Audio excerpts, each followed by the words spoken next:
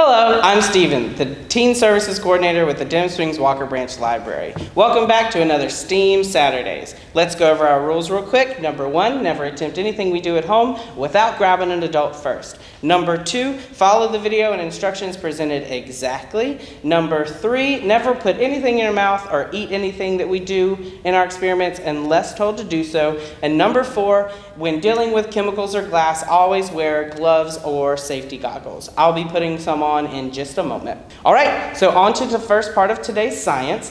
Today we are going to look at and explore some science that we can discover in Lewis Carroll's Alice's Adventures in Wonderland.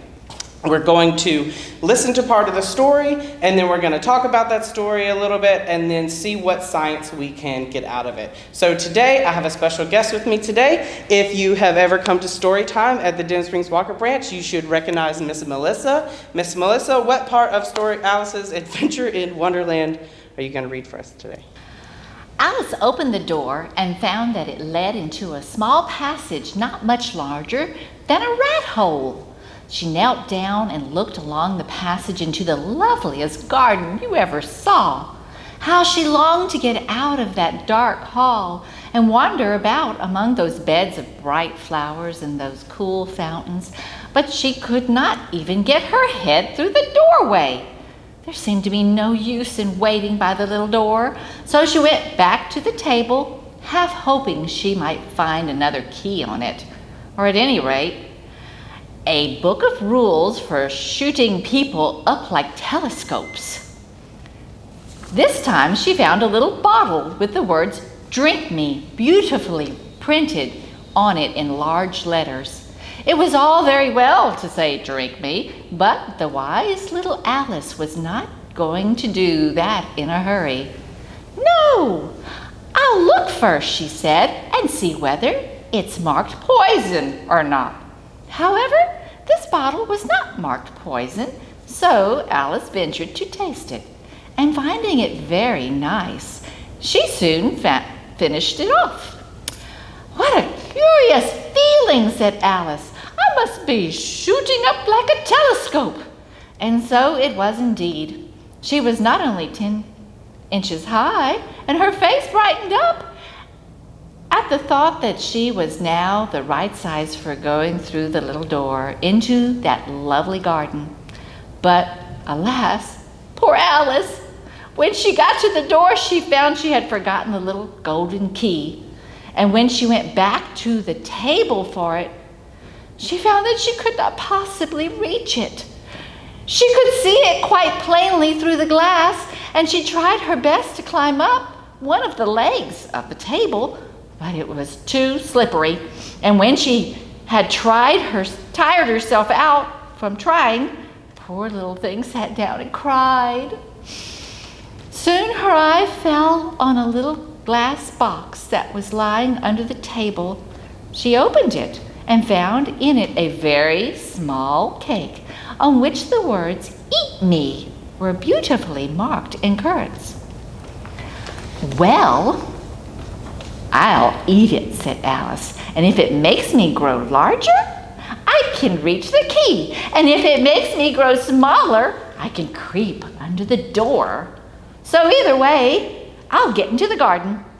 She ate a little bit, and she was quite surprised to find that she remained the same size.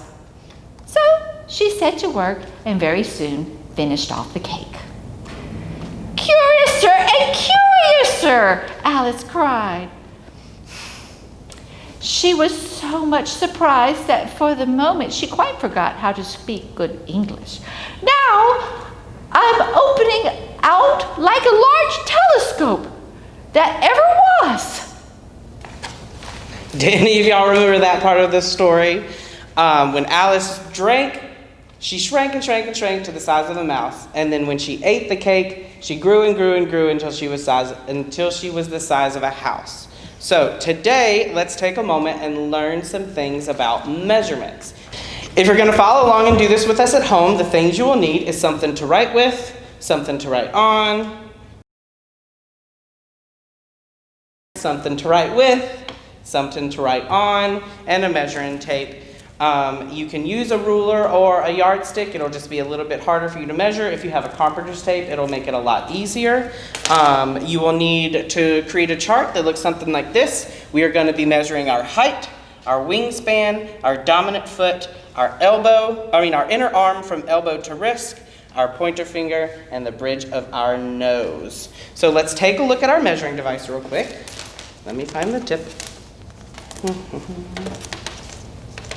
Okay, we are going to be measuring in inches today. 1 inch is made up of about 2.5 centimeters or 25 millimeters, or if you're into the fractional nonsense that we are in the US, these little lines are 1/16, and these larger lines are 1/8 of an inch. So, first we're gonna put on our mask because we are social distancing and me and Miss Melissa do not live together.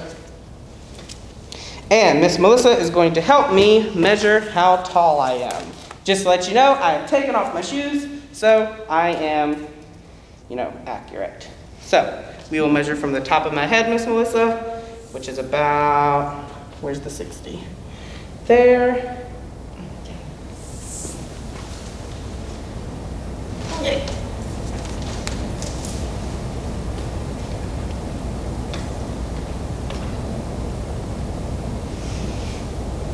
Seven. 67. So I am approximately 67 inches. 67 inches. All right, let's see what my wingspan is. Wingspan is from the tip of your longest finger to the tip of your longest finger, spread out flat on a wall and measure across your shoulders.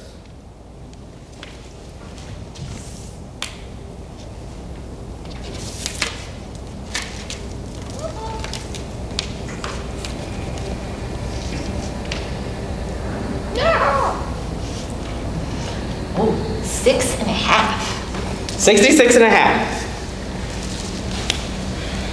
66 and a half inches.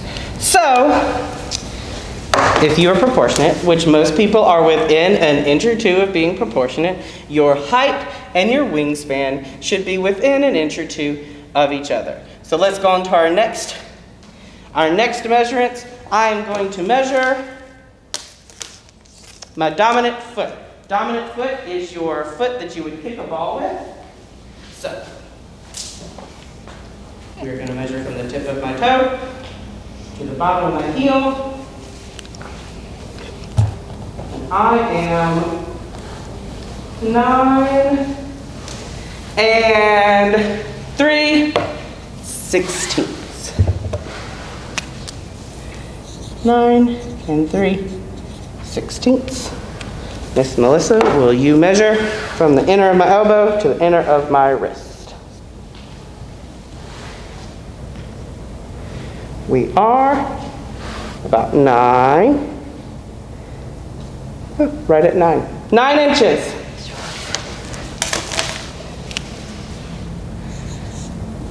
So again, proportionate people, your dominant foot and your dominant arm, you will measure within an inch of the same.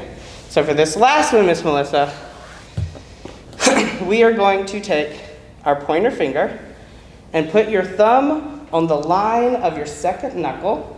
That's 1, 2. And we will put that up to the bridge of our nose.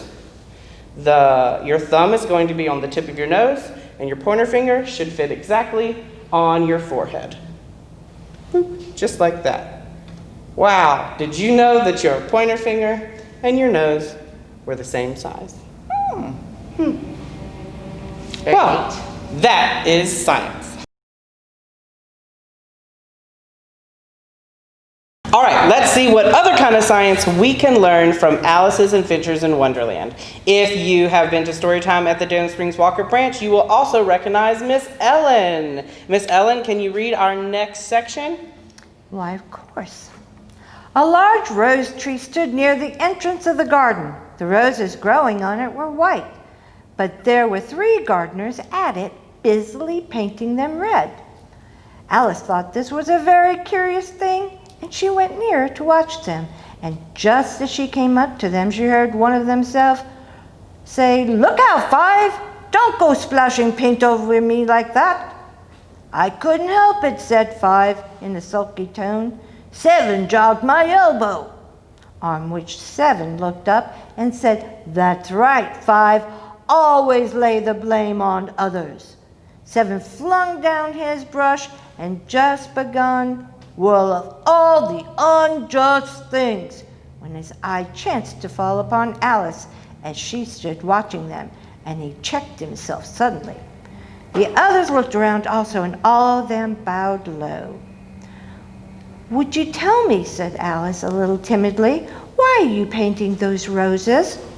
5 and 7 said nothing, but looked at 2, and 2 began in a low voice, "Why, the fact is, you see, miss, this here ought to have been a red rose tree, and we put a white one in by mistake. And if the Queen was to find out, we should all have our heads, you know. So, you see, miss, we're doing our best before she comes to—" At that moment, 5, who had been anxiously looking across the garden, called out, "The Queen! The Queen!" The gardeners instantly threw themselves flat upon their faces, and there was a sound of many footsteps. Alice looked round, eager to see the Queen. Now, I know what you're thinking. Stephen, where's the science in that? Is that what you're thinking? That's exactly what I'm thinking. I don't... Well, let's take a closer look at flowers, and I can explain it to you. Flowers drink water through a process called osmosis. Osmosis is when molecules go from areas of high concentration, in our case, a container of water, to areas of lower concentration, in our case, the thirsty inside of the flower. So the flower will absorb water through its skin or its membrane, and as it passes to the inside of the plant, it'll travel through tiny vein-like passageways called xylem. And just like our veins in our body, it will distribute nutrients and water to the rest of the plant. With this simple experiment, you can follow along at home and actually watch osmosis happening. Things you will need are, since we are working with glass and liquids, some gloves, some safety goggles, some red food dye, either a white flower, a thin white flower like a carnation, or a piece of celery that's got some leaves on it, and some scissors. We are going to take our flower and we will cut it at an angle about 2.5 inches away from the bottom. Ooh, sorry, Miss Ellen. And we will put it back in our water bottle. Then we will take our food coloring and we will put about 8 drops of food coloring in. I must have old food coloring. And stir it all up. Or this is the gel food coloring, isn't it? Mm-hmm. So this process does take a few days, so I've already done this over here. If you take a closer look at my flower, you will see there are some red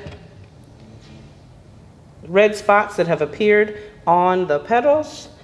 Celery works much, much faster. If you take a look over here, this celery I put in literally 5 minutes ago when we started. This has only been in here for about 30 minutes, and this celery I have put in this morning, so it's been about 4 hours. So as you can see, celery is a very, very thirsty plant, and it sucks up that red dye really quick. We attempted to do this over the weekend with roses, but they kind of all died, and so we had to go and buy celery. So that is the science of osmosis, and what makes the food coloring or the water come up to the top is a process called transpiration. As the sunlight hits the top of the plant and photosynthesis occurs, it will create a vacuum inside those xylem, and the water will transpire up to the top. So if you do this at home, I hope you have lots of fun witnessing osmosis in action. And that is the end of our science today. If you are a child in the Read to Me Summer Reading Program, Miss Ellen, would you like to give them their code? The code is MAKER. That's MAKER.